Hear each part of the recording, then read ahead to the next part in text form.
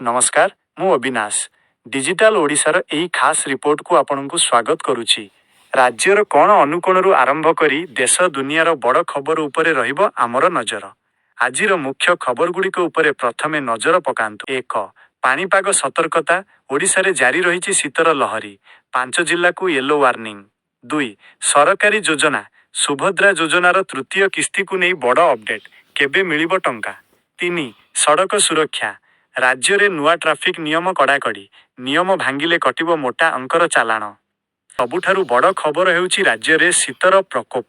आंचलिक पाणीपाग केन्द्रर सूचना अनुजाई आगामी 3 दिन पर्यंत ओडिशार केतेक स्थान रे सर्वनिम्न तापमात्रा 3 रु 4 डिग्री पर्यंत ह्रास पाइपारे। विशेषकरी फुलबाणी दारिंगबाड़ी एवं केन्दुझर रे तुषारपात भली स्थिति उपुजिछि। सकाळ समय रे घन कुहुड़ी जोगु यातायात रे बाधा सृष्टि हेउछि। तेणु गाड़ी चलाइबा समय रे सतर्क रहिबाकु परामर्श दिया जाइछि।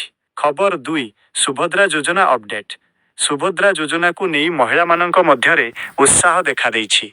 सरकारी सूत्ररू मिलिथिबा सूचना अनुजाई जो हिताधिकारी माने प्रथम और द्वितीय पर्याय रे टंका पाइनाहांती सेमानंकर तथ्य जांच प्रक्रिया शेष होइछि। खूब शीघ्र सेमानंक बैंक खाता को 5000 टंका पठाजिबो।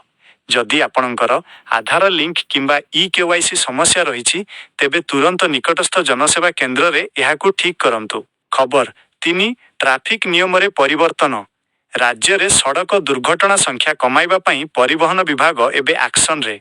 एबे हेलमेट न पिंधिले केवल चालान कटिबो नाही बरं लाइसेंस मध्य 3 मास पई रद्द होई पारे। खास करी लोके जेपरी ट्राफिक सिग्नल मानिबे सेथिपई प्रमुख सहर मानंकरे एआई कैमरा लगा जाइछि। दर्शक बंधु आपणक अंचल रे शीतर प्रभाव केमिति अछि किंबा आपण सुभद्रा योजनार टंका पाइछंती कि नाही हमकु कमेंट बॉक्स रे निश्चय जणांतु। आपणक मतामत आम पई गुरुत्वपूर्ण। डिजिटल ओडिशार एहिरे एतिकी अधिक खबर एवं नुआ नुआ अपडेट पई आम फेसबुक को लाइक करंतु एवं यूट्यूब को सब्सक्राइब करंतु। पुणी देखा हेबो आउ एक खबर सह। से पर्यंत विदाय दियंतु। नमस्कार।